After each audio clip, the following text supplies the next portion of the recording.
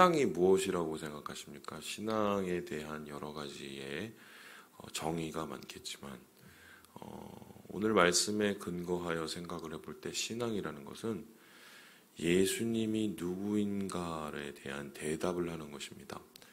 어떤 사람들은 예수님에 가리켜서 말하기를 이 3대 세계 성인 중에 한 명이고 하신 말씀이 굉장히 감동적이고 또 영향력이 있고 되게 어느 정도의 선생으로서의 큰 이 지식과 또 인품이 있다고 생각을 하면서 예수님의 말씀에 접근하시는 분들이 있습니다.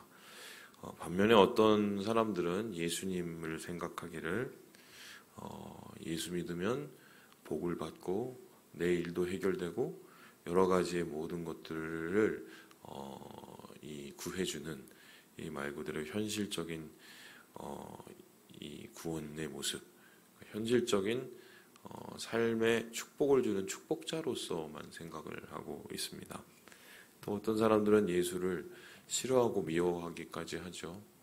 그래서 제가 그 대학교 때 들었던 가장 충격적인 얘기 중에 하나가 뭐였냐면 수요일 날 점심마다 이제 매일 나가서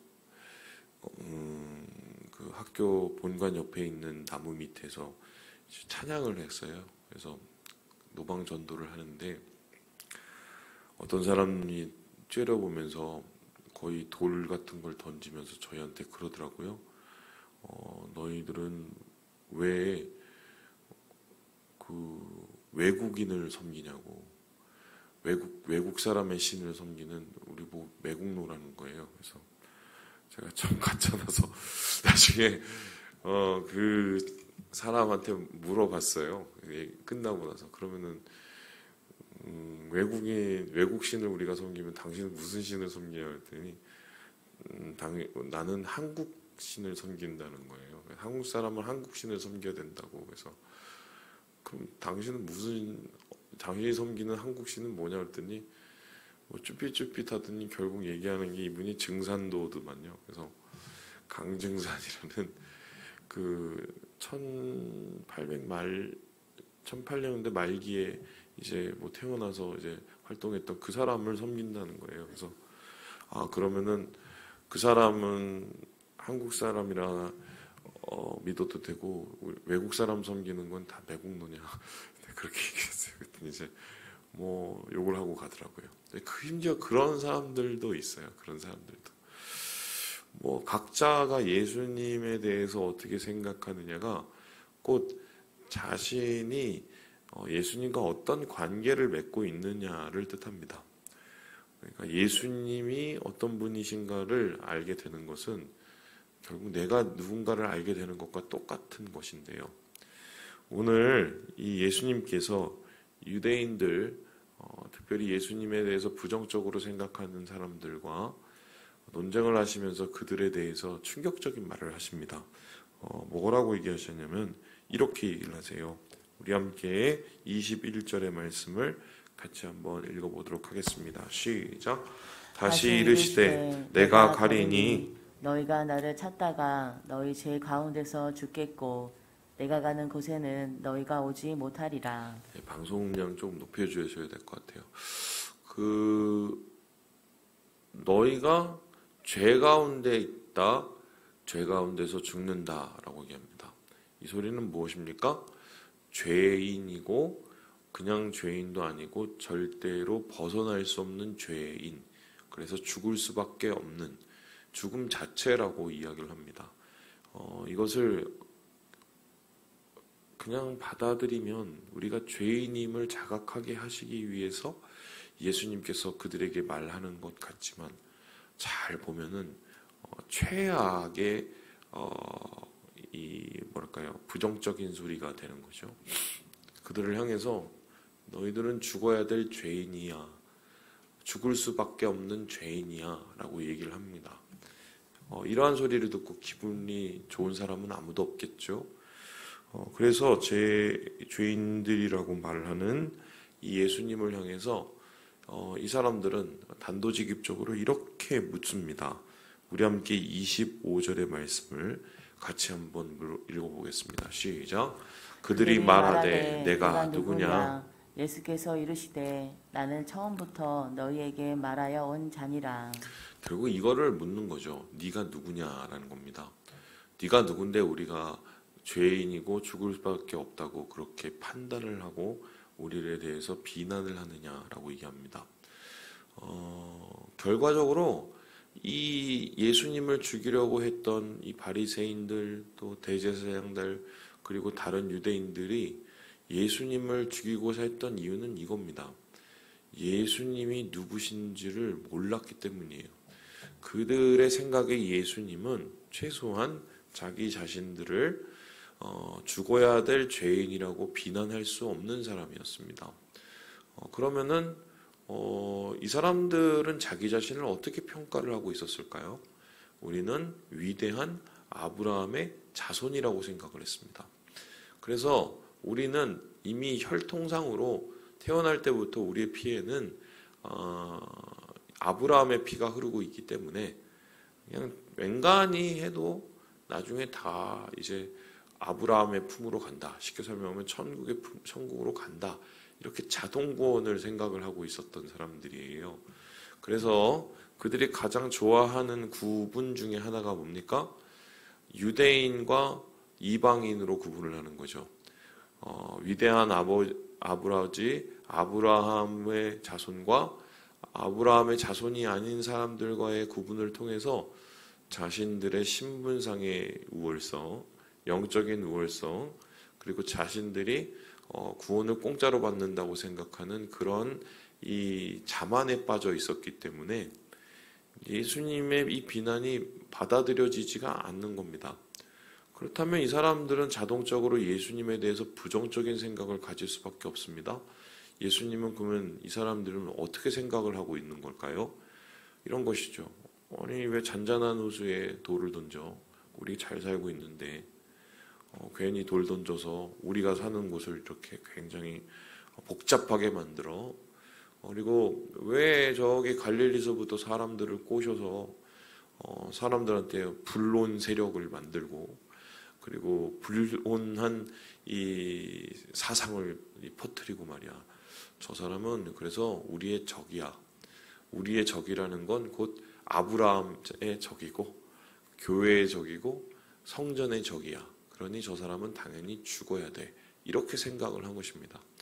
이러한 적대적인 생각과 예수님에 대한 바르지 못한 이해는 결국 이 사람들이 자기 자신의 무덤을 파는 것과 같았습니다. 예수님은 보여주시고 말씀하셔서 그들을 깨닫게 하시고 구원으로 초대하시고 영적으로 다시 살아나게 하시기 위해서 노력을 하셨지만 그러한 모든 노력에도 불구하고 그들은 전혀 미동도 하지 않고 전혀 은혜와 구원을 누릴 수가 없게 되는 거죠. 제가 자주 얘기하지만 이 비유하고 똑같습니다. 여러분 이 컵을 보세요. 이 컵이 있으면 이제 지금 물이 가득 차 있죠. 자 이렇게 마십니다. 그럼 이게 언젠간 빌 거예요.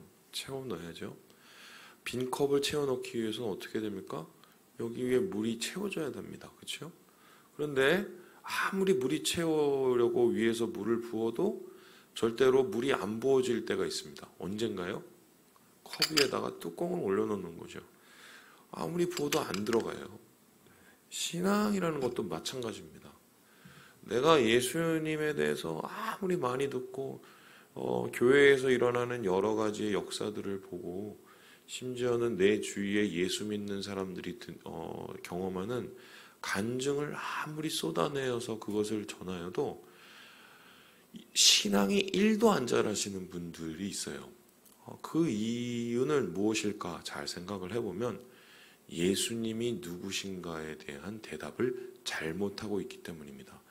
이 유대인들처럼 이미 자신들의 생각에 가득 차 있는 나머지 자기가 생각하는 그리스도, 자기가 생각하는 구원, 자기가 생각하는 메시아의 그림 그것과 맞지 않으니까 예수님을 바라보면서 마음의 문을 닫고 뚜껑을 닫아버리는 겁니다. 그러니 예수님의 온갖 표적과 기사와 말씀이 신기하고 방통해도 이 사람들에게는 죽어야 될 사람으로 보이지 않는 것이죠. 그러면 결과적으로 예수님에 대한 이 정체를 이 사람들이 스스로 판단하여 죽일 사람으로 생각을 하니 결국 이들의 인생은 예수님의 말처럼 어떻게 됩니까? 그냥 죄로 인해 죽을 수밖에 없는 인생이 되는 것입니다. 그래서 앞서서 말했듯이 신앙이라는 것은 예수님이 누구신가를 아는 것입니다. 그렇다면은 우리 예수님께서 우리에게 신앙의 모범을 보이셨어요. 예수님이 신앙의 모범을 보이셨다는 것은 무엇입니까? 예수님을 인도하고 예수님을 또 보내신 자신의 아버지, 하나님 아버지, 하늘 아버지를 어떻게 바라보시고 어떻게 그 정체를 알고 계시며 하나님 아버지를 어떻게 믿고 계셨냐, 그것을 예수님이 우리에게 몸소 보여주셨는데요. 오늘 말씀 속에서 그 이야기가 나오게 됩니다. 우리 함께 29절의 말씀을 같이 한번 읽어보도록 하겠습니다. 시작. 나를 보내신 이가 나와 함께 하시도다. 나는 항상 그가 기뻐하시는 일을 행함으로 나를 혼자 두지 아니하셨느니라. 예수님께서 생각하시는 하나님 아버지는 나를 보내신입니다. 그러니까 세상 속에서 우리가 그냥 어느 날 갑자기 던져진 게 아니에요. 예수님이 33년의 인생을 사시면서 세상 속에서 그냥 던져지듯 살아가는 게 아니시라는 겁니다. 하나님 아버지가 예수님을 보내셨어요. 그럼 어땠습니까? 하나님 아버지가 예수님을 그냥 보내시지 않으셨죠? 무엇을 주셨을까요? 세상을 살아갈 목적, 사명을 주셨습니다. 그래서 그 사명을 주신 하나님의 뜻, 하나님의 사명을 붙잡고 예수님께서 한 걸음 한 걸음 33년을 살아오신 것입니다. 그 한 걸음 한 걸음의 33년의 인생의 그 큰 사명은 바로 우리 모두를 위해서 십자가를 지시고 구원의 길을 여시는 것이며, 그리고 그 하루하루의 삶은 구원자가 되기 위해서 주님의 뜻, 아버지 하나님의 뜻을 하루씩 이루어가는 삶이었습니다. 그러니까 예수님께서 바라보시는 하나님은요, 바로 자신의 시작이자 끝이고 자신을 일으키시는 말씀이고 자신을 순간순간 인도하시는 진정한 아버지이자 목자이셨던 것이죠. 모든 말을 할 때 28절에 보니 뭐라고 얘기합니까? 아버지께서 가르치신 대로 말을 한다. 여러분, 하나님 아버지께서 가르치신 대로 말을 하려면 어떻게 됩니까? 들어야 그거를 가르치심을 알죠. 그리고 그대로 행하죠. 그러니까 우리 예수님께서는 하나님이 말씀이신 줄 알고 그 말씀을 계속적으로 듣기 위해서 매일매일 귀를 열었고, 그리고 그 말씀대로 살아가기 위해서 매일매일 삶 속에서 투쟁하셨고, 뿐만 아니라 그 말씀 속에서 힘들고 어려울 때마다 어떻게 하셨나요? 예수님께서 사역하다가 힘드시고 매일매일 사역을 시작할 때 어디로 올라가셨습니까? 산에 올라가셨어요. 산에 올라가서 뭘 하셨죠? 기도를 했어요. 놀랍지 않습니까? 하나님의 아들이신데도 매일매일 기도를 하셨습니다. 하나님의 아들이면 다 알아서 되거든요. 능력도 되거든요. 그래도 매일매일 기도를 하셨습니다. 왜 기도를 하셨나요? 하나님의 아버지의 뜻을 알기 위해서 기도하고, 하나님의 아버지의 능력을 구하기 위해서 기도하고, 뿐만 아니라 하나님 아버지께서 기뻐하시는 것이 무엇인지를 깨닫고 행하기 위해서 매일매일 주님께 도움을 구하기 위해서 하나님 아버지께 기도를 드린 거죠. 결국 이렇게 예수님이 하나님 아버지가 누구신 줄 알고 그것을 따랐던 것처럼 우리도 예수님을 그런 마음과 그런 태도로 따르게 되는 것입니다. 우리가 주님의 인도하심을 매일매일 경험하고 예수님의 뜻이 무엇인지를 매일매일 분별하며 또한 예수님의 도우심을 우리가 바라보며 살아가는 것, 그것은 예수님이 구원자이시고 하나님의 아들이심을 알기 때문이고, 그러한 깨달음 속에서 우리는 하루하루를 승리하면서 나아가게 되는 것입니다. 그래서 저는 오늘 여러분께 이 말씀을 드리면서 이야기를 마치고 싶습니다. 제가 수요일 날 여러분께 드렸던 똑같은 질문입니다. 여러분 얼마나 기도하세요? 네. 우리 얼마나 요즘 기도하세요? 예. 뭐 목사님 삶이 기도입니다. 이런 얘기하지 마시고 아주 제가 굉장히 원초적인 질문을 드리는 거죠. 여러분 삶에 어렵고 힘든 순간들이 지금 계속되고 있고 여러분의 마음속에 해결나지 않는 부분이 있다면 그 대답은 결국 이것과 같습니다. 주님을 매일매일 의지하십니까? 주님의 도우심을 매일매일 구하십니까? 하나님이 그 상황을 통해서 어떤 것을 여러분에게 원하시고 이루시려는지 여러분은 그것을 주님께 깨닫기를 원하십니까? 이것이 바로 우리가 예수님이 누구신가를 말하는 것이고 그 대답이 곧 우리의 신앙입니다. 말씀을 마칩니다. 우리 사랑하는 우리 형제 자매 여러분, 주님은 우리의 구원자이십니다. 우리의 인도자이십니다.